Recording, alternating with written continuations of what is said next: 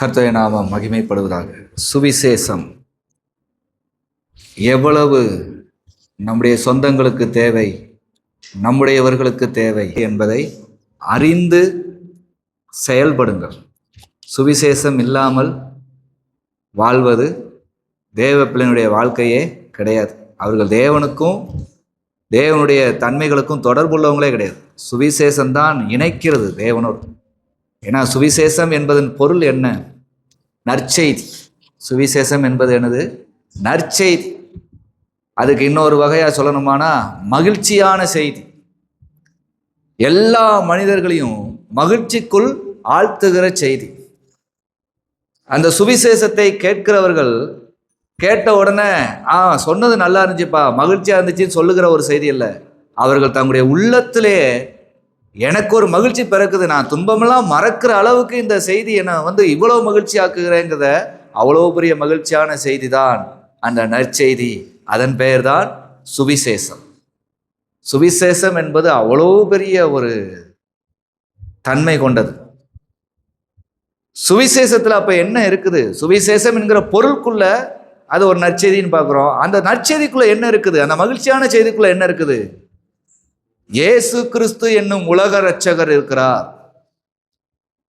இயேசு கிறிஸ்து, இயேசு கிறிஸ்துனுடைய உபதேசங்கள், இயேசு கிறிஸ்துனுடைய அன்பு, இயேசு கிறிஸ்துடைய அதிசயம், அற்புதம், இயேசு கிறிஸ்து சிலுவையிலே பட்ட பாடுகள், இயேசு கிறிஸ்து உயிரோடு எழுந்த அந்த உயிர்த்தெழுதின் தன்மை, இவையெல்லாம் அடங்கியதுதான் சுவிசேஷம். இதில் தான் சுவிசேஷம் இருக்கிறது. இத்தனையும் சொல்வதுதான் சுவிசேஷம்னா அப்போ எப்படி? அதன் வழியாய் நன்மையை அடைந்தவர்கள் சொல்லுகிறார்கள். அதன் வழியாய் நன்மையை அடைந்தவர்கள். இயேசு கிறிஸ்து ஏன் இந்த உலகத்தில் அன்பு கூர்ந்தார்? எதற்காக அன்பு கூர்ந்தார்? எப்படிப்பட்ட சூழ்நிலையில் மனுக்குலம் இருக்கும்போது அவர் அன்பு கூர்ந்தார்? ரோமர் அதிகாரத்தில் எழுதப்பட்டிருக்கும், நாம் பாவிகளாய் இருக்கையில் கிறிஸ்து இயேசு நமக்காக மரித்ததினாலே நம் மீது அந்த அன்பை விளங்க பண்ணினார். அப்போ நாம் நல்லவர்கள், சரியானவர்கள், நேர்மையானவர்கள் என்று இல்லை. எல்லா மனிதரும் இன்னொரு மனிதரை பார்க்க சொல்லிக் கொள்ளலாம். நான் எல்லாம் நல்லதானே செய்கிறேன், நீங்க பார்க்க நான் ஏதாவது தப்பு செஞ்சது உண்டா, நான் நேர்மையாத்தானே இருக்கிறேன், இப்படி இருக்கிறேன், அப்படி இருக்கேன்னு சொல்லலாம். ஆனால் அவங்களுடைய மனசாட்சிக்குள்ள அவர்களால் சொல்லவே முடியாது. அவங்களுடைய மனசாட்சிக்குள்ள பெரிய ஒரு புயல் இருக்கும். நம்ம இப்படிலாம் ஒன்று செஞ்சிட்டோம், அப்பெல்லாம் ஒன்று செஞ்சிட்டோமே, இதான் யாருக்கு தெரிஞ்சா எப்படி அப்படின்னு ஒரு இருக்கும். எவ்வளோ பெரிய நேர்மையாளர்கிட்டையும் நெறி தவறின செயல் ஒன்று இருக்கும். அந்த செயல் அவர்களை மரணம் வரைக்கும் கொண்டு போய் நம்ம மரணிச்சா என்ன ஆகும் யாருக்கும் தெரிஞ்சிருமோங்கிற இதில் கொண்டு போய் நிறுத்தும். அடுத்து மரணிச்ச பிறகு நமக்கெல்லாம் நரகம் தான், நமக்கெல்லாம் எங்க வாழ்க்கை கிடைக்க போகுது, சொர்க்கம் கிடைக்க போகுது, பரலோகம் கிடைக்க போகுது, அதெல்லாம் கிடையாது. ஆனால் உலகத்தில் நல்லவங்களாவே இருந்துட்டோம். ஆனால் நம்ம ஒரு நாள் செஞ்ச அந்த நெறி தவறின செயல் தெரியுமேன்னு உணர்த்தி கொண்டே இருக்கும். இதுக்கெல்லாம் தேவை சுவிசேஷம். முன்னால் செய்த பாவங்களையோ இல்ல அவர்களுடைய வாழ்க்கையிலே அவர்கள் முன்னோர்கள் செய்த பாவத்தினால் இருக்கிற சாபங்களையோ எல்லாவற்றையும் முறியடிக்க வல்லவர் இயேசு என்பது சுவிசேஷம். அப்போ எப்படி முறியடிக்கப்பட்டது? அதற்கு வாழ்ந்து காட்டுகிறவர்கள் பேசுவதுதான் சுவிசேஷம். பாவத்தை எப்பொழுதும் வைத்துக்கொண்டு பாவத்தை மன்னிக்க இயேசு வந்தார்னு சொன்னா அது எப்படி சுவிசேஷமாகும்? என் பாவத்தை இயேசு எப்படி மன்னித்தார் என்பது தானே சுவிசேஷம். என்ன, உங்களுடைய பாவங்களை இயேசு எப்படி மன்னிச்சிருக்கிறாரு? எது பாவமா இருந்துச்சு உங்களுடைய வாழ்க்கையில? அப்ப எது பாவம் என்று வேத வசனம் எல்லா இடத்துலையும் சொல்லி இருக்குது. அதையெல்லாம் அறிந்து பேசுவது சுவிசேஷம். இன்னைக்கு இயேசுவை ஏற்றுக்கொள், இயேசுவை ஏற்றுக்கொள், இயேசுவை ஏற்றுக்கொண்டால் பரலோகம், பரலோகம் என்று சொல்வதே சுவிசேஷம் ஆகிவிட்டதே தவிர இயேசுவை ஏற்றுக்கொண்ட அந்த நபர் எப்படி இருக்கிறார், அந்த நபருக்குள்ளாக இருக்கிற அந்த ஒரு நன்மையான காரியங்கள் என்ன?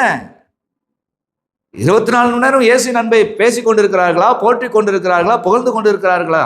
24 மணி நேரம் உலகம், வேலை, வாழ்க்கை, குடும்பம், அது இது அப்படி இப்படி, எனக்கு இவ்வளவு பிரச்சனை இருக்கு, சர்ச்சைக்கு வர முடியல, எனக்கு பைல் படிக்க முடியல, ஜெபம் பண்ண முடியல, இவர்களால் என்ன சுவிசேஷம் போகும்?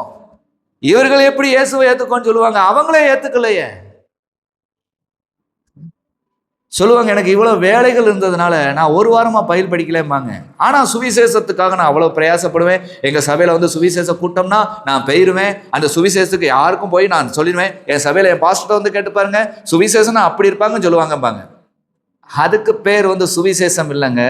சுவிசேஷம் என்கிற அதோடைய பொருள் ஒருவர் வாழ்ந்து அதனால் அடைந்த நன்மையை, அதாவது அடக்கி வைக்க முடியாமல் வெளிப்படுத்துவது சுவிசேஷம். மறைச்சு வைக்கவே முடியாது.